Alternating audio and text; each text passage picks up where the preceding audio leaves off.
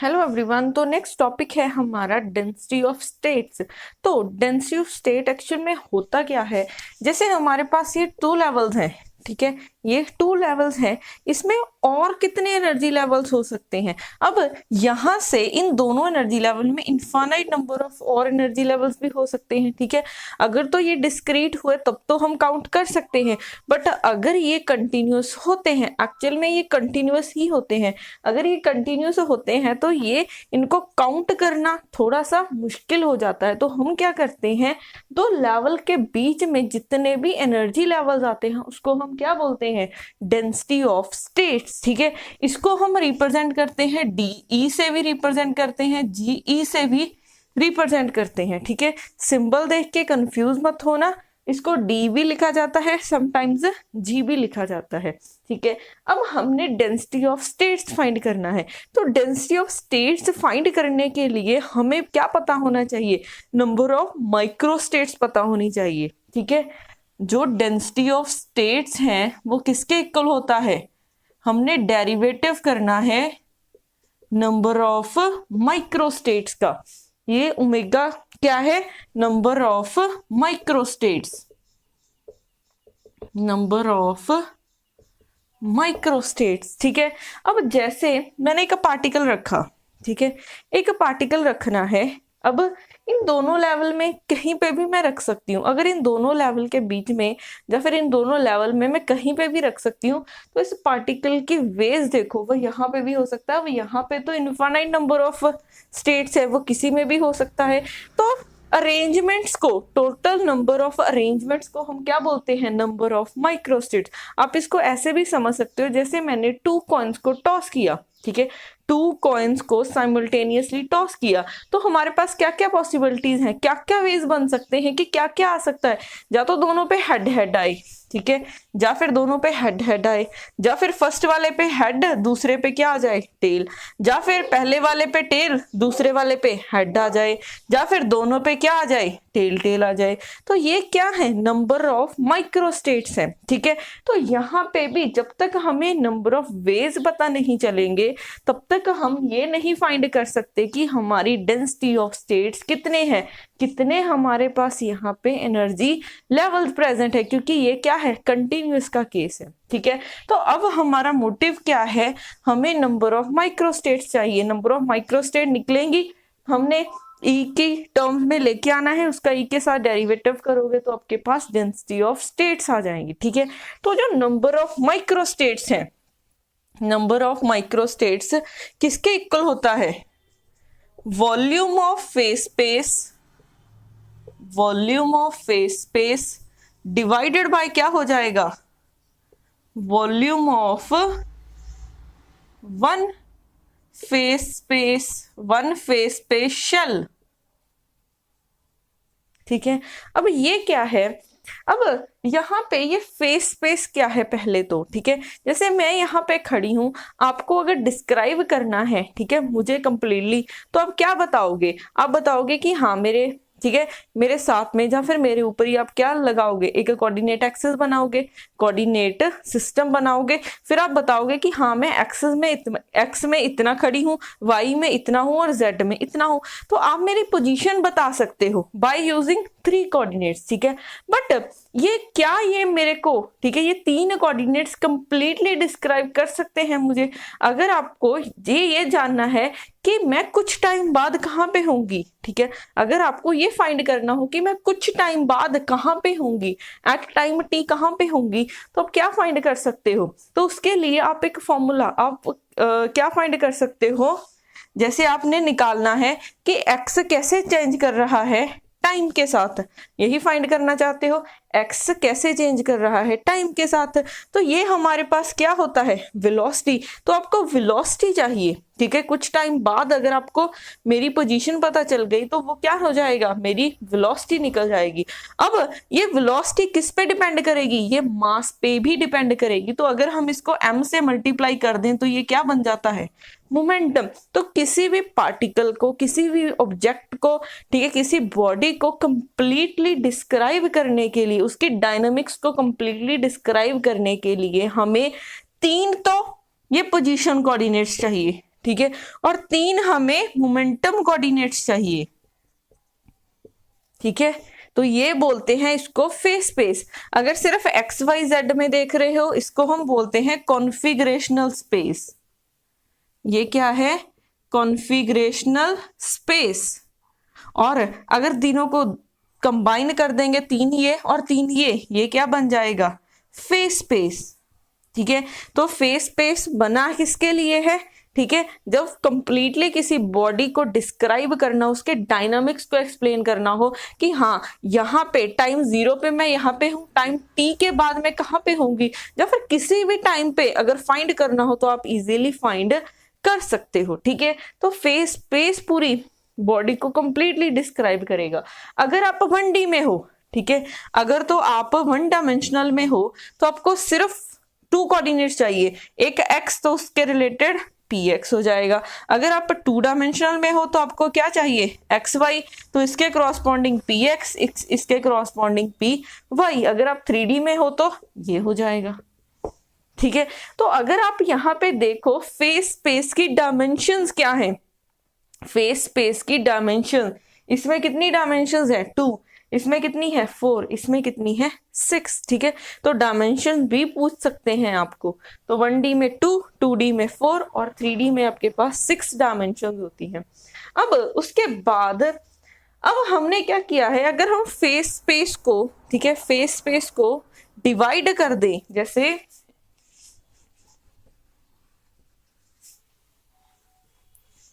हम क्या कर रहे हैं, एक फेस स्पेस लिया, ठीक है, एक स्पेस लिया जो किसके बीच में होगा? एक तरफ एक्स एक्सिस होगा, एक तरफ पी एक्स होगा।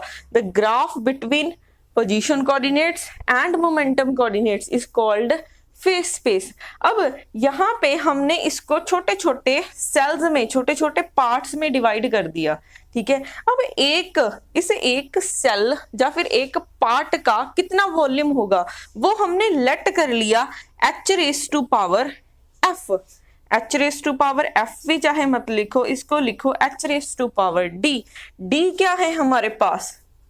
डिग्री ऑफ फ्रीडम, ठीक है। एक सेल का वॉल्यूम कितना होगा? एक सेल का वॉल्यूम हो जाएगा h⁻d, ठीक है। d क्या है आपके पास? Degrees of freedom. और यहाँ पे h क्या है? Planck's constant. h क्या है? Planck's constant. अब डिग्रीज ऑफ फ्रीडम क्या होती हैं? Degrees of freedom always use किया जाता है हमारा कोऑर्डिनेट एक्सिस में। Coordinate axis means configurational space बोल सकते हो आप, ठीक है, कॉन्फिगरेशनल स्पेस, या फिर क्या बोल सकते हो इसको? कार्टेशियन कोऑर्डिनेट सिस्टम भी बोल सकते हो, ठीक है, या फिर पोजीशन कोऑर्डिनेट्स में।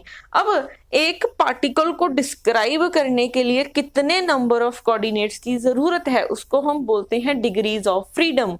एक पार्टिकल को describe, minimum number of coordinates required to describe a particle is called degrees of freedom। सिर्फ आपने कब देखना है? सिर्फ पोजीशन कोऑर्डिनेट्स में देखना है, ठीक है।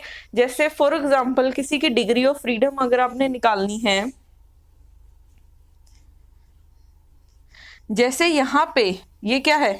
x y z, कोई पार्टिकल है, ठीक है, कोई पार्टिकल है, सिर्फ मोनोटॉमिक पार्टिकल है, मींस एक ही पार्टिकल है, वो फ्री घूम रहा है स्पेस में। अगर वो फ्री घूम रहा है स्पेस में तो इस पार्टिकल को डिस्क्राइब करने के लिए कितने कोऑर्डिनेट्स चाहिए?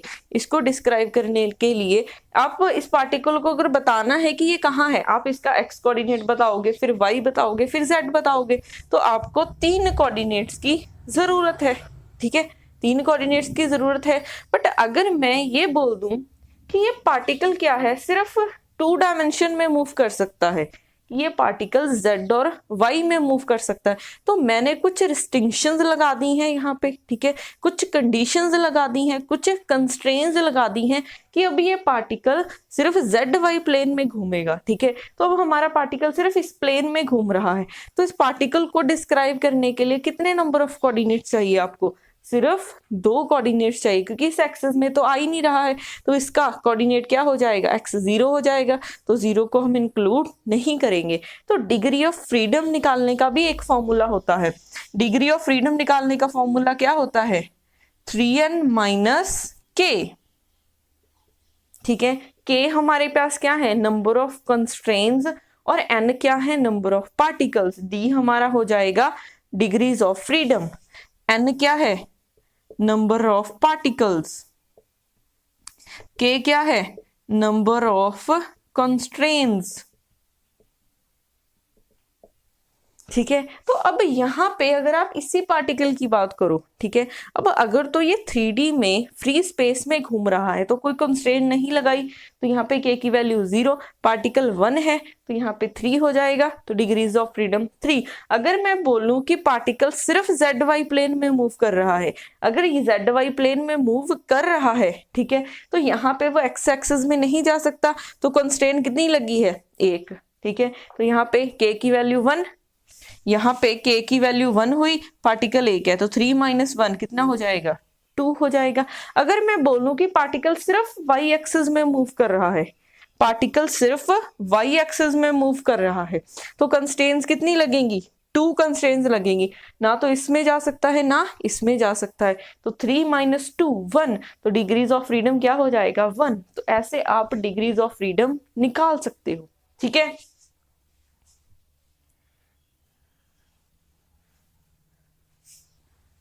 बट अगर हम यहाँ पे सिर्फ फ्री पार्टिकल की बात करेंगे, ठीक है, अब यहाँ पे अगर हम सिर्फ फ्री पार्टिकल की बात करेंगे, ठीक है, फ्री पार्टिकल की बात करोगे तो आपने यहाँ पे क्या लेना है, d को डायमेंशन सेलेक्ट करके चल जाओ। d क्या है, डायमेंशंस है।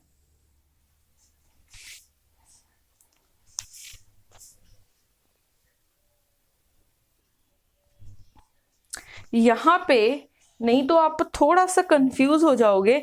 यहाँ पे आप क्या कर सकते हो, ठीक है, डिग्री ऑफ फ्रीडम को डिनोट करो f से, डिग्री ऑफ फ्रीडम को डिनोट करो f से, ठीक है, और यहाँ पे d को क्या लेट करो, डायमेंशन। अगर आप 1D में हो, ठीक है, तो d की वैल्यू 1 है, अगर 2D में हो तो d की वैल्यू 2 है, अगर 3D में हो तो d की वैल्यू 3 है।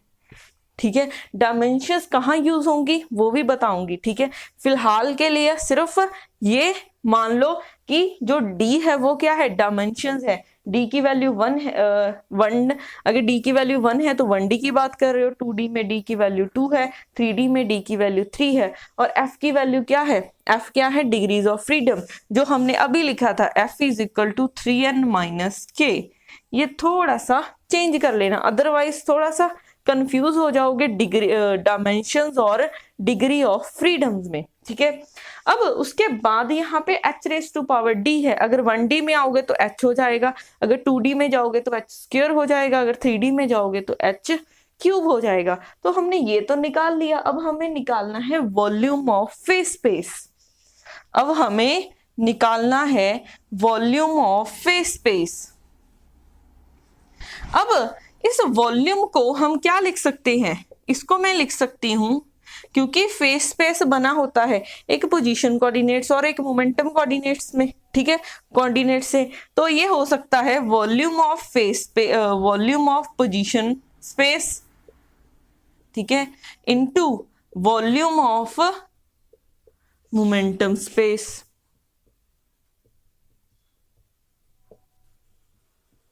Divided by h raise to power d। ठीक है, पुश जो फेस स्पेस है वो दो चीजों से बना होता है, एक पोजीशन स्पेस से और एक मोमेंटम स्पेस से। ठीक है, अब अगर हम सिर्फ 1D की बात करें, ठीक है, अगर हम सिर्फ 1D की बात करें तो हमारे पास जो 1D में हम क्या मान सकते हैं, एक ऐसा मानते हैं कि पार्टिकल 1D बॉक्स में प्रेजेंट है। अब 1D में हमने क्या माना है, consider a particle, consider a particle in 1D। Box. तो ये पार्टिकल कुछ ऐसे है, ठीक है, यहाँ पे फ्री है। अब अंदर पोटेंशियल जीरो है, बाहर क्या है, इनफाइनाइट है, ठीक है। अगर पोटेंशियल जीरो होगा तभी तो पार्टिकल अंदर फ्री होगा। अगर पार्टिकल फ्री है तो हमारे पास एनर्जी क्या हो जाएगी, सिर्फ काइनेटिक एनर्जी होगी, क्योंकि पोटेंशियल एनर्जी कितनी है, जीरो। तो पार्टिकल की टोटल एनर्जी ये हो जाएगी। अब यहां से हम क्या कर सकते हैं, P की वैल्यू निकाल सकते हैं। P की वैल्यू क्या हो जाएगी, 2me बाई रूट, यही हो जाएगी, ठीक है। अब हम अगर यहाँ पे देखें, जब भी हम 1D की बात करेंगे, ठीक है, 1D में वॉल्यूम नहीं होता है, क्या होगी, लेंथ होगी। अगर आप 2D में जाओगे तो वॉल्यूम किस में चेंज हो जाएगा, एरिया में। 3D में रहोगे तो वॉल्यूम ही होगा, इसका ध्यान रखना। अगर हम 1D में हैं तो यहाँ पे क्या हो जाएगा, लेंथ, और यहाँ पे भी क्या हो जाएगा, लेंथ। अब देखो, अगर आपने ये दोनों चीजें निकालनी है, अब 1D की बात कर रहे हो तो h⁻1 हो जाएगा, ठीक है। अब अगर इसकी वैल्यूज निकालनी है आपको फेस स्पेस में, ठीक है, फेस स्पेस में ट्राइजेक्टरी क्या होगी पार्टिकल की, वो पता होनी चाहिए। तो ट्राइजेक्टरी कैसे निकाल सकते हो, ट्राइजेक्टरी निकालने के लिए एक तरफ एक्स एक्सिस बनाओ, एक तरफ उसके करस्पॉन्डिंग मोमेंटम कोऑर्डिनेट बनाओ, ठीक है, ये बना लिया। अब देखो पार्टिकल सपोज यहाँ पे है, ठीक है, इस पोटेंशियल की लेंथ हमने क्या मान ली, L मान ली, ठीक है। अब देखो पार्टिकल अगर यहाँ पे भी ना हुआ, सपोज कर लो यहाँ पे ही है, ठीक है, अगर यहाँ पे है पार्टिकल फ्री है, ठीक है, पार्टिकल अगर फ्री है वो कभी भी रेस्ट पे नहीं जा रहा। अगर रेस्ट पे जाएगा तो कुछ पोटेंशियल होगा, बट हमने क्या माना है, अंदर पोटेंशियल जीरो है, तो पार्टिकल कभी भी रेस्ट पे नहीं आएगा। अगर पार्टिकल यहाँ पे है उसका कुछ काइनेटिक एनर्जी होगी, अगर उसकी काइनेटिक एनर्जी है तो उसका कुछ मोमेंटम होगा, ठीक है। अगर मोमेंटम है, सपोज कर लो उसके पास इतना मोमेंटम है, ठीक है, पार्टिकल यहां से स्टार्ट हुआ इस डायरेक्शन में, ठीक है, तो उसका मोमेंटम क्या रहेगा, कांस्टेंट रहेगा, क्योंकि पार्टिकल एक ही है, एक ही पार्टिकल है, उसका मोमेंटम कम चेंज होगा जब वो किसी के साथ स्ट्राइक करेगा, ठीक है। अगर कोई नहीं मिल रहा वो सीधे स्ट्रेट चला जाएगा, तो जब यहाँ पे पहुंचेगा, ठीक है, L डिस्टेंस पे, तो यहाँ पे क्या होगा, यहाँ पे ये पार्टिकल इस वॉल के साथ टकराएगा, ठीक है। अब इस वॉल के साथ टकराएगा, अगर मैं ही, ठीक है, इसको नीचे मारूं तो हमारे पास, इसको तो क्या ही नीचे मारना, जैसे बॉल ली मैंने, एक बॉल को अगर आप दीवार में मारोगे तो कुछ टाइम बाद आप क्या देखोगे, जो वो वापस आएगी जिस वेलोसिटी से आपने मारा था, जब वो रिटर्न करेगी वो सेम वेलोसिटी से नहीं आती है। एक बॉल आपने थ्रो की यहाँ पे, ठीक है, अब वो वापस आएगी वो सेम वेलोसिटी से नहीं आएगी, क्योंकि जब वो इस बॉल के साथ कोलाइड करेगी तो कुछ एनर्जी लॉसेस होंगी, ठीक है। अब यहाँ पे भी अगर देखोगे, अगर ये पार्टिकल इस वॉल के साथ स्ट्राइक करेगा, कोलाइड करेगा, तो कुछ एनर्जी लॉस होगी। अगर एनर्जी लॉस हुई, ऐसे तो वो टकराता रहेगा और एनर्जी लॉस होती रहेगी, एक पॉइंट पे एनर्जी जीरो हो जाएगी। बट हमने क्या कंडीशन मानी है, पार्टिकल कभी भी रेस्ट पे नहीं आ रहा, तो उसकी एनर्जी कभी भी जीरो नहीं हो रही है। अगर एनर्जी जीरो नहीं हो रही है तो जब भी वो किसी के साथ कोलाइड करेगा वो कोलिजन इलास्टिक होंगी। इलास्टिक कोलिजन मीन जब भी कोलिजन होगी कोई भी एनर्जी लॉस नहीं होगा। तो अगर ये कोलिजन इलास्टिक है, ठीक है, अगर कोलिजन इलास्टिक है तो अब हमारे पास अगर पार्टिकल टकराएगा तो वापस आएगा सेम वेलोसिटी से आएगा। अगर यहाँ पे v वेलोसिटी से जा रहा है तो वापस आएगा माइनस ऑफ v वेलोसिटी से, ठीक है। पार्टिकल का मास m है तो m हो जाएगा, यहाँ पे भी m। तो अब सडनली क्या है, मोमेंटम नेगेटिव में चला गया। जब वो वॉल के साथ टकराया at axis equal to L पे, तो मोमेंटम क्या है, नेगेटिव में चला गया, ठीक है। अब फिर से यहाँ कांस्टेंट रहेगा उसका मोमेंटम, तो ये कांस्टेंट रहा। अब फिर से इस वॉल के साथ टकराया तो ये ऐसे हो जाएगा विद v वेलोसिटी। तो यहाँ से फिर सडन जंप करके फिर यहाँ पे चला जाएगा, तो इसकी ट्राइजेक्टरी क्या है, ये बन गई, ठीक है। अब यहाँ पे देखो ये क्या है, फेस स्पेस ट्राइजेक्टरी है अगर कोई पार्टिकल 1D बॉक्स में प्रेजेंट है। अब देखो इसका एक्स पोजीशन की लेंथ क्या है, यहाँ से यहाँ, यहाँ से यहाँ, ठीक है, ये सिर्फ इतना ही रह रहा है। लेंथ कितनी है, 0 to L, means total length कितनी है, L है। तो लेंथ ऑफ पोजीशन स्पेस कितनी हो जाएगी, L इंटू, ठीक है, L इंटू, अब मोमेंटम की लेंथ देखो, मोमेंटम की लेंथ क्या है, यहाँ पे P मोमेंटम है, यहाँ पे माइनस P मोमेंटम है, तो टोटल लेंथ क्या हो जाएगी P माइनस माइनस P, तो P plus P is equal to 2P। ठीक है, हम x एक्सिस में बात कर रहे हैं तो px, तो 2px, तो ये क्या बन गया omega L cross 2px by h। ठीक है, तो हमने ऐसे किसी का भी हम नंबर ऑफ माइक्रोस्टेट्स निकाल सकते हैं। ठीक है, अब देखो यहाँ पे ओमेगा किसकी फॉर्म में है, एनर्जी की फॉर्म में है, तो P की वैल्यू पुट कर सकते हैं हम यहाँ से 2me, तो ये हमारे पास क्या हो जाएगा, omega is equal to L into 2me by h। ठीक है, तो अब यहां से इसका डेरिवेटिव कर दो, डी ओमेगा बाई डी किसके इक्वल हो जाएगा, L इंटू 2me कॉन्स्टेंट है। ठीक है, एक पावर आगे आ जाएगी और एक पावर कम कर दो, डिवाइडेड बाय h, तो यहां से 2 के साथ 2 cancel, L into 2me raise to power -1/2 h, तो ये डी ओमेगा बाई डी को डेंसिटी ऑफ स्टेट्स लिख सकते हैं। तो density of state is directly proportional to E raise to power -1/2, क्योंकि यहाँ पे L कांस्टेंट है, √2 कांस्टेंट है, M कांस्टेंट है और H भी कांस्टेंट है, तो सिर्फ किस पे डिपेंड कर रहा है, एनर्जी पे। तो density of state is directly proportional to E raise to power -1/2। ठीक है, तो ऐसे हम डेंसिटी ऑफ स्टेट निकाल सकते हैं। एग्जाम में आपको वेरिएशन आएगी कि कैसे डेंसिटी ऑफ स्टेट एनर्जी के साथ वेरी करता है, ये हमने निकाला है 1D के लिए। ठीक है,